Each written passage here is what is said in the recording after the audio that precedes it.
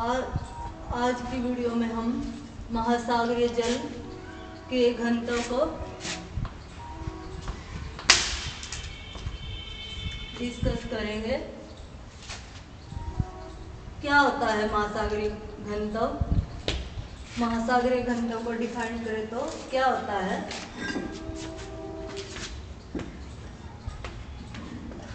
अर्थ देख लीजिए। घनत्व का अर्थ आ जाता है किसी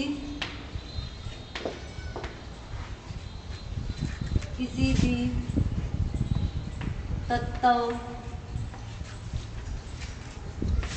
के प्रति इकाई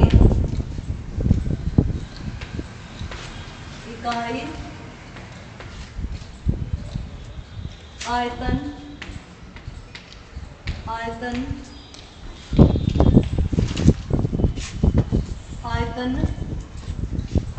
के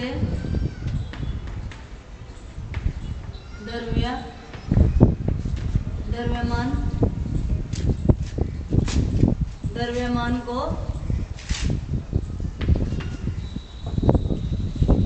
मास को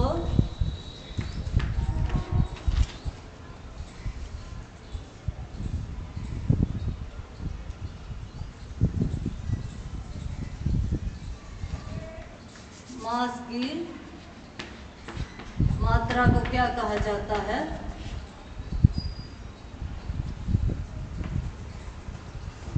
घनत्व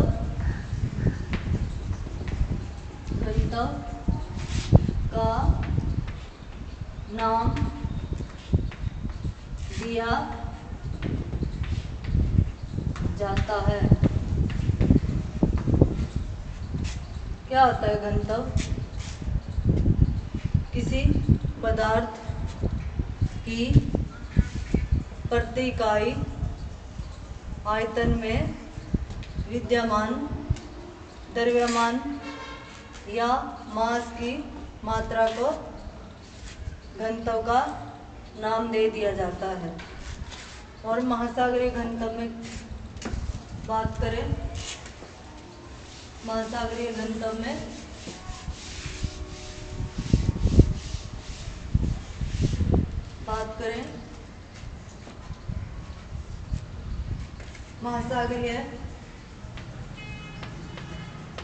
महासागरीय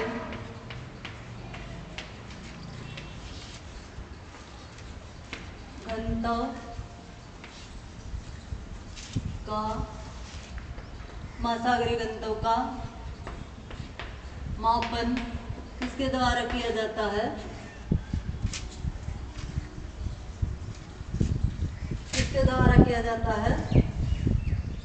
प्रति घन सेंटीमीटर प्रति घनत्व का माप किससे किया जाता है? प्रति घन सेंटीमीटर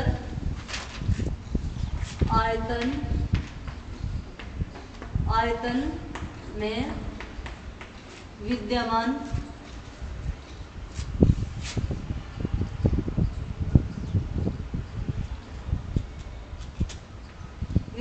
क्या होती है?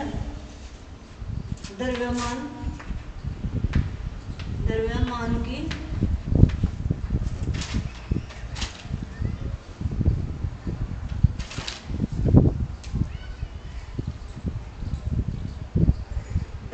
की मात्रा इस प्रकार से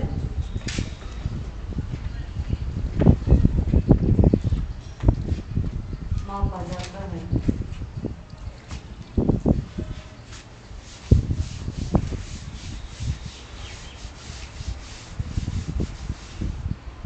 शुद्ध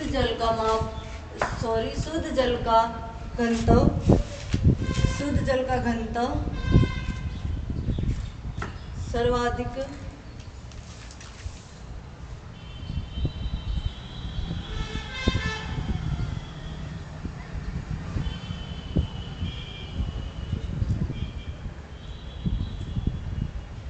जल का घनत्व कितना होता है? शुद्ध जल का घनत्व, ये एक बार पूछा गया था यूजीसी नेट में। घनत्व कितना होता है?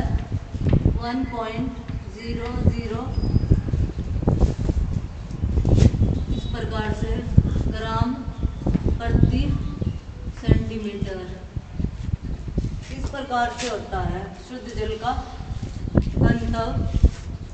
एक ग्राम होता है, 1.00 ग्राम होता है प्रति घन सेंटीमीटर पर।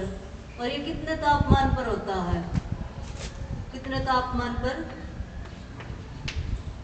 टेम्परेचर पर होता है 4 डिग्री सेल्सियस टेम्परेचर पर शुद्ध जल का घनत्व रहता है 1 ग्राम प्रति घन सेंटीमीटर। और महासागरों का कितना है? महासागरों में क्या होता है कि बहुत सारे पदार्थ होते हैं ना साथ में, तो इसी तापमान पर 4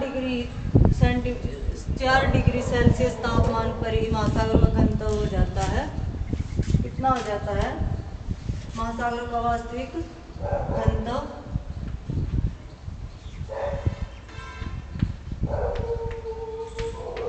महासागरों का वास्तविक एवरेज डेंसिटी कितनी है?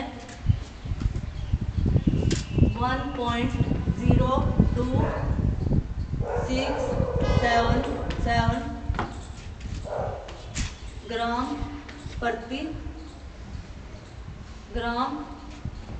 प्रति सेंटीमीटर। इस प्रकार से रहता है।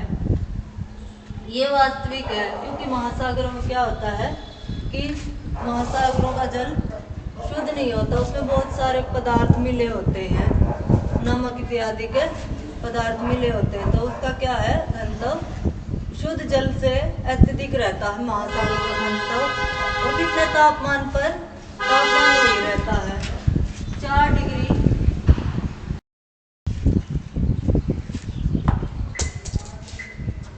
और महासागरों का 1.02677 ग्राम प्रति सेंटीमीटर, ये क्यू का निशान है। तो इस प्रकार से। और कितना तापमान महासागरों का, या फिर मान लो महासागरों का घनत्व याद करने के लिए कितने तापमान को आधार माना गया है?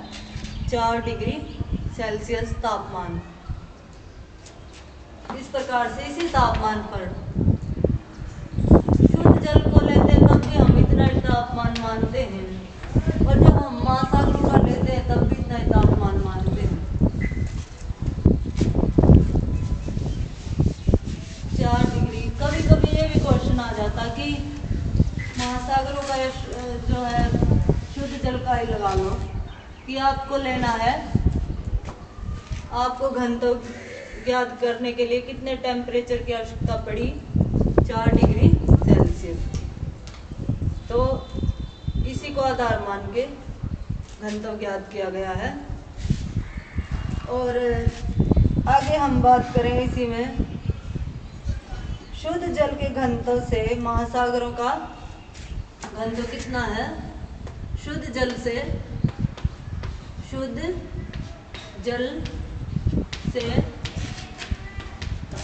महासागरों का घनत्व 3 से 4% अधिक है। किस प्रकार से? जैसे शुद्ध का था 1, इस प्रकार से।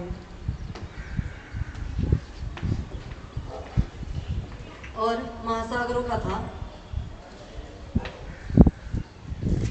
3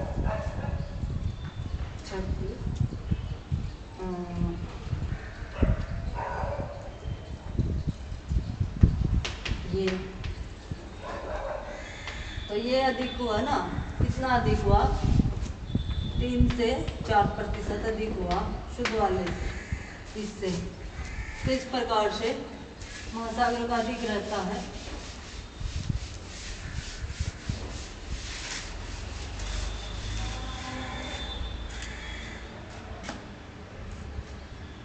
और इसी तापमान पर क्या होता है, घनत्व तापमान कम होने पर बढ़ता है। इनमें विलोम रिलेशन है दोनों में। तापमान कम, घनत्व दोनों में विलोम रिलेशनशिप होता है। तापमान अधिक तो घनत्व कम, घनत्व अधिक तो तापमान कम। इस प्रकार से समझ सकते हैं। जैसे ये होगी अर्थ, यहाँ पर तापमान अधिक है 0 डिग्री वाले एरियाज में, निम्न अक्षांशों पर तापमान कम है, कम टेम्परेचर, यहाँ पर अधिक टेम्परेचर, सूर्य की रोशनी जो है, सन की किरणें सीधी पड़ रही है, तो यहाँ पर क्या है, टेम्परेचर कितना है, अधिक है। तो क्या होगा, घनत्व कम हो जाएगा। और ध्रुवों पर क्या होता है, ठंडा होने के कारण, जल ठंडा होने के कारण क्या होता है, नीचे बैठता है और घनत्व क्या हो जाता है, अधिक हो जाता है। अधिक घनत्व, अधिक घनत्व, इस प्रकार से रिलेशन दोनों में, एक के बढ़ने से दूसरा कम हो जाता है, यानी कि अपोजिट रिलेशन है दोनों का।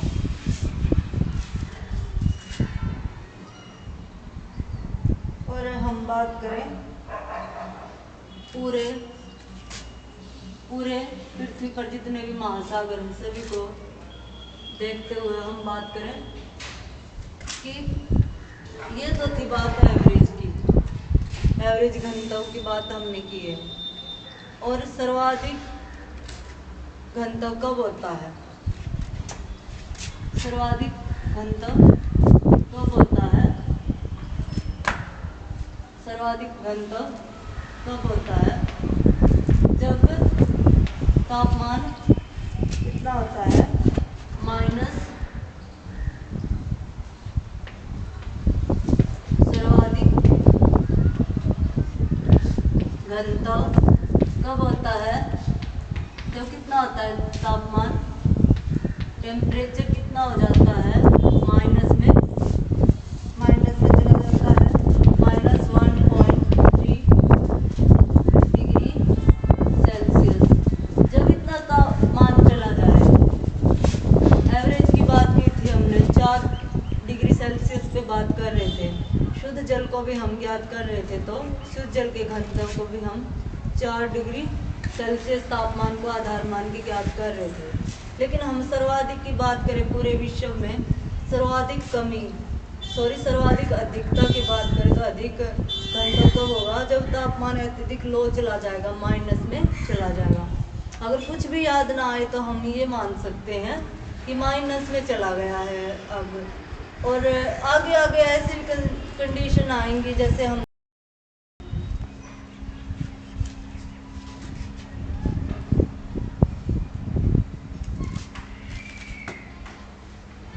सर्वाधिक घनत्व कहाँ पर होता है, जब तापमान क्या हो जाता है, माइनस में चला जाता है, बिल्कुल माइनस में चला जाता है।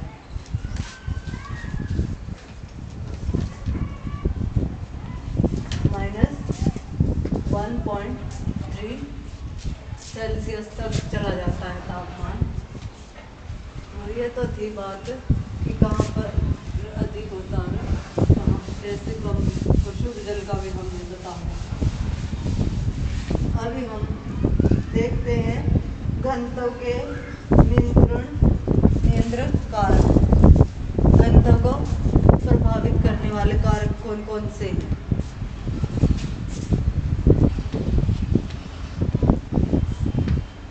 घनत्व को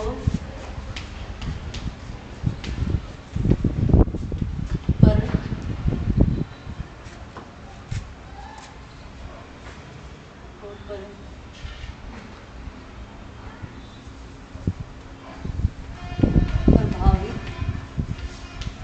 करने वाले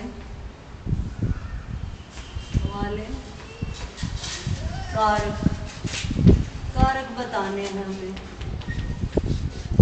पहला तो हमारा है, जैसा कि हमने पहले भी बताया, तापमान। और सेकंड हमारा है, क्या है? लवणता और दबाव।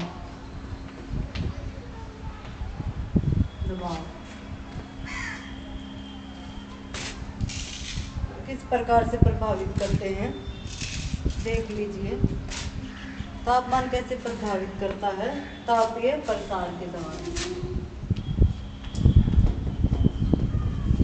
तापीय प्रसार, तापमान बढ़ने से क्या होता है? जल में गति आती है और वो फैलता है।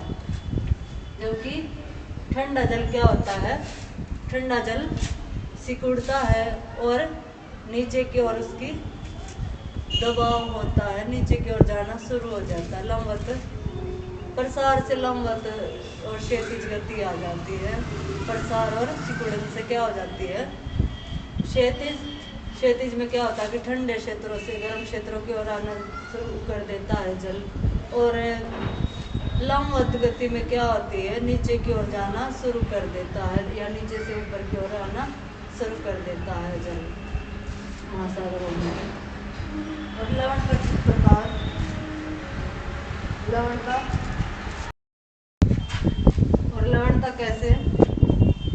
लवणता कैसे? घुले तत्वों का योग होता है ना, घुले तत्वों का योग। और फिर क्या होता है? दबाव क्या होता है? संपीड़नात्मक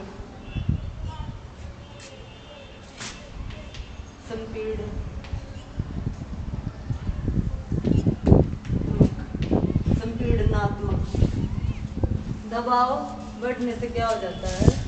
घनत्व बढ़ता है। जैसे जैसे हम नीचे की परतों की ओर जाएंगे जल की, क्या हो जाता है? दबाव बढ़ने से उसका घनत्व बढ़ जाता है। तो इस प्रकार से हम एक एक करके अभी इनको अच्छे से डिफाइन करेंगे, कारक को अच्छे से डिफाइन करेंगे। तापमान को ही ले लेते हैं। सबसे पहले तापमान को ही देखते हैं कारक में।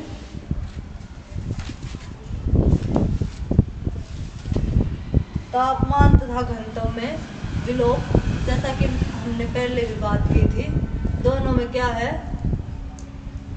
दोनों में विलोम संबंध होता है। एक के बढ़ने से दूसरा कम हो जाता है। जैसे तापमान अधिक तो घनत्व कम, घनत्व अधिक तो तापमान कम। इस प्रकार से समझ सकते हैं हम। जैसे ये अर्थ होगी और ये सन हो गया। यहाँ पर सूर्य की किरण सीधी पड़ रही है 0 डिग्री पर, और ये वाले रीजन्स क्या करेंगे? तापमान अधिक हो जाता है, अधिक, और घनत्व कम हो जाएगा। क्योंकि क्या हो जाता है? अत्यधिक तापमान होने से यहाँ का जल क्या करेगा? गर्म होके फैलेगा, और फैलने से उसका घनत्व आयतन बढ़ जाएगा और घनत्व कम हो जाएगा। और जैसे जैसे हम इक्वेटर से पोल की तरफ जाते हैं 90 डिग्री, यहाँ पर क्या हो जाता है कि तापमान बिल्कुल माइनस में भी चला जाता है,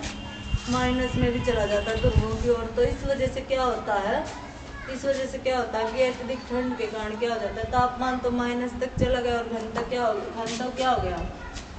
जैसा कि हमने माइनस में टेम्परेचर की बात की थी, तो घनत्व क्या था? सर्वाधिक था। इस प्रकार जैसे जैसे हम क्या करते हैं, इक्वेटर से जो पोल की तरफ जाते हैं, तापमान में कमी आने के कारण घनत्व बढ़ जाता है। और इक्वेटर के पास तापमान अधिक है तो घनत्व कम हो जाता है। तो इस प्रकार से ये इफेक्ट होता है दोनों का तापमान का कारक के रूप में। और इसका प्रभाव हम देखें तो इसका प्रभाव पड़ता है निम्न अक्षांशों में अधिक प्रभाव रहता है, क्योंकि तापमान क्या होता है, जैसे जैसे हम मध्य और उच्च अक्षांशों में जाते हैं तो ठीक है एक जैसा ही रहता है। वहाँ पर क्या होता है कि 6 महीने तक एक ही जैसा रह जाता है, लेकिन ज़्यादातर इसका इफेक्ट कहाँ पे होता है, सन की रेज कहाँ पर पड़ती है, सीधी ये वाले जो है उष्ण रीजन में पड़ती है, तो यहाँ पर प्रभाव देखने को मिलता है। अगर दोनों का जो है तुलना की जाए दोनों की, तो अत्यधिक प्रभाव जो है निम्न अक्षांशों में ही देखने को मिलता है।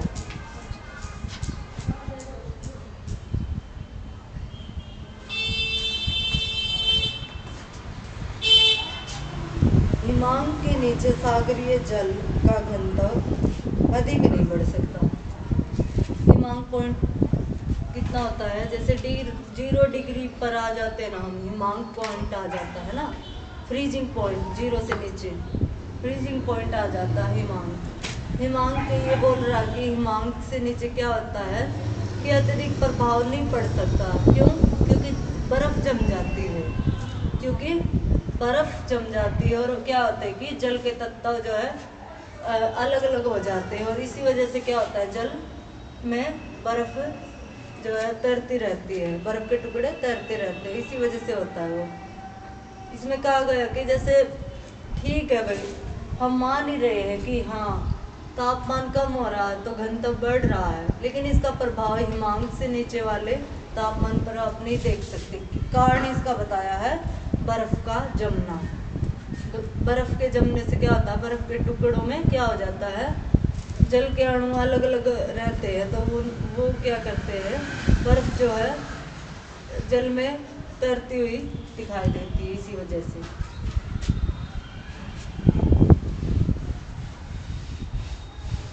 ये तो था तापमान।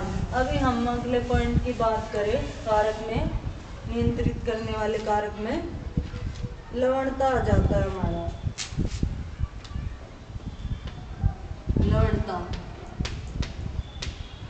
लवणता भी प्रभावित करती है। किस प्रकार से? लवणता तथा घनत्व में सीधा संबंध है। तापमान में विलोपता, इसमें घनत्व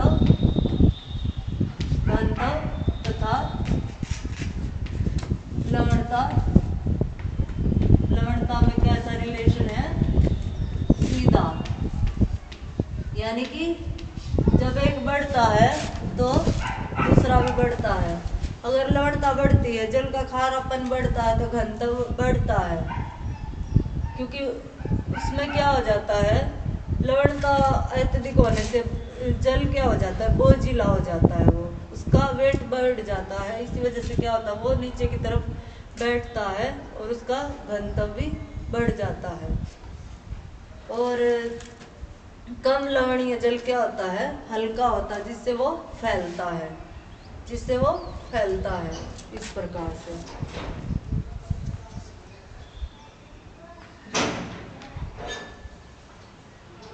तो ये तो था लवणता के बारे में। सीधा ही संबंध है, दोनों बढ़ते हैं एक साथ, और दोनों एक साथ कम भी होते हैं। इसके बाद हम बात करें, तीसरा आ जाता हमारा दबाव। दबाव की बात करें तो सीधा ही संबंध है दोनों में। दबाव तथा घनत्व में कैसा रिलेशन है, सीधा। एक के बढ़ने से एक बढ़ता है, दबाव बढ़ने से क्या है, घनत्व भी बढ़ता है सागर का, और दबाव कम होने से घनत्व भी कम हो जाता है।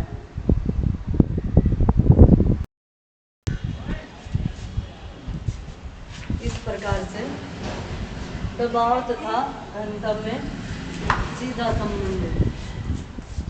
एक के बढ़ने से दूसरा भी बढ़ता है। जैसे जैसे हम नीचे की परतों में जाते हैं, इस प्रकार से समुद्र में आंतरिक भागों में घनत्व बढ़ता है। और लेकिन क्या है,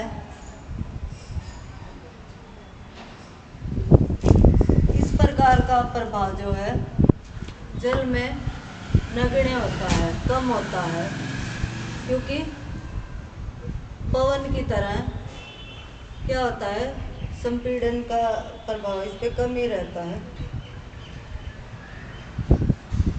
वायु की तरह से पीड़न होने के कारण दबाव का प्रभाव नगण्य होता है और इसका प्रभाव हम 5% अधिक ही देख पाते हैं। जैसे जैसे हम नीचे की तरफ जाते हैं तो सिर्फ 5% का क्या होता है, ऊपर की परत से जो है नीचे की परत का घनत्व 5% तक ही अधिक होता है, क्योंकि जल जो है बिल्कुल पवन की तरह संपीड़न जैसा व्यवहार नहीं करता, नगण्य व्यवहार रहता है इसका।